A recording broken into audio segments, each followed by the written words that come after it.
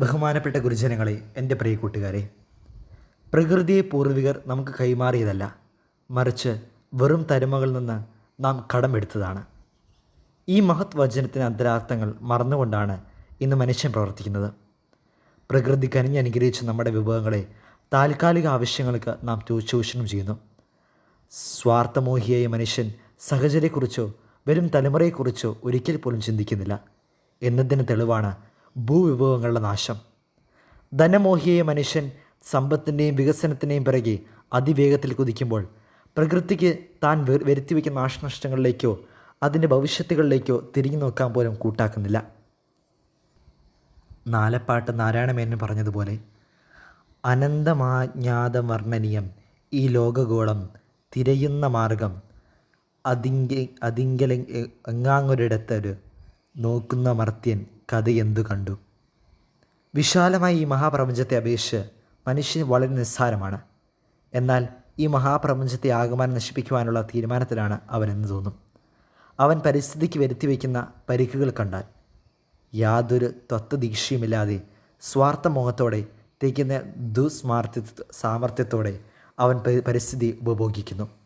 അതവൻ്റെയും അവൻ്റെ വർഗത്തിൻ്റെയും ഈ പ്രപഞ്ചത്തിൻ്റെയും നാശത്തിലേക്കുള്ള വഴിയാണ് എന്നറിഞ്ഞുകൊണ്ട് തന്നെ. മനുഷ്യൻ്റെ ആവശ്യത്തിനുള്ളതെല്ലാം ഈ പ്രകൃതിയിലുണ്ട്, പക്ഷേ അത്യാർത്ഥിക്കുള്ളതില്ല എന്ന് ഗാന്ധിജി പറഞ്ഞിട്ടുണ്ട്. എന്നാൽ ഇന്ന് മനുഷ്യൻ അതിൻ്റെ അന്തസ്സാരം മറന്നിരിക്കുകയാണ്. വികസനത്തിൻ്റെ പേര് പറഞ്ഞ് അവൻ ഏർപ്പെടുന്ന വിവിധ പ്രവർത്തനങ്ങൾ സമൂലമായ ഒരു നാശത്തിലേക്കാണ് വഴിവെക്കുന്നത്. മനുഷ്യൻ അങ്ങനെ ഭൂമി നശിപ്പിച്ചുകൊണ്ടിരിക്കുകയാണ്.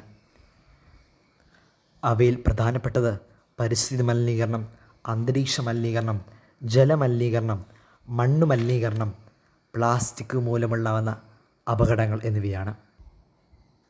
ഇവയുടെ ഉപയോഗം പ്ലാസ്റ്റിക്കിൻ്റെ ഉപയോഗം കുറയ്ക്കുകയും മലിനീകരണത്തിൽ നിന്ന് നാം വിട്ടുമാറാതിരിക്കുകയും ചെയ്യാത്തിടത്തോളം കാലം ഈ ലോകം നശിച്ചുകൊണ്ടേയിരിക്കുകയുള്ളൂ.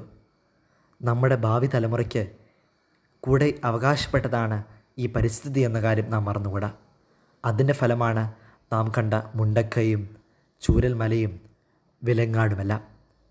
അതുകൊണ്ട് തന്നെ ഈ കാലത്ത്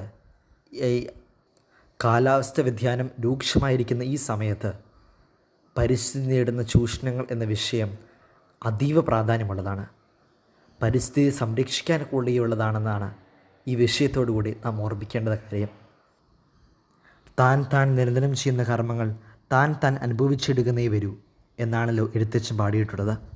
ഈ രീതിയിൽ പോയാൽ നാം പരിസ്ഥിതി മലിനമാക്കുന്നത് മൂലം ആരോഗ്യ പ്രശ്നങ്ങളും ആഗോളതാപനം പോലെയുള്ള പ്രശ്നങ്ങളും കാരണം മാനവകുലം തന്നെ ഇല്ലാതായേക്കാം. ബോധപൂർവം പ്രകൃതിയെ ചൂഷണം ചെയ്യുന്ന ഒരു ജീവി മനുഷ്യൻ മാത്രമാണ്. അതുകൊണ്ടാണ് തന്നെയാണ് മനുഷ്യൻ ഈ ഭൂമുഖത്തിന് ക്യാൻസറാണെന്ന് ഒരു ചിന്തകൻ അഭിപ്രായപ്പെട്ടിട്ടുണ്ട്. ആ ക്യാൻസർ യാതൊരു നിയന്ത്രണവുമില്ലാതെ വ്യാപിക്കുകയാണ്. വിവേചന ബുദ്ധിയുണ്ടെന്ന് അവകാശപ്പെടുന്ന മനുഷ്യ സമൂഹം ഇതിനെ തടയുന്നതിൽ അന്ധത നടിക്കുകയും ചെയ്യുന്നു.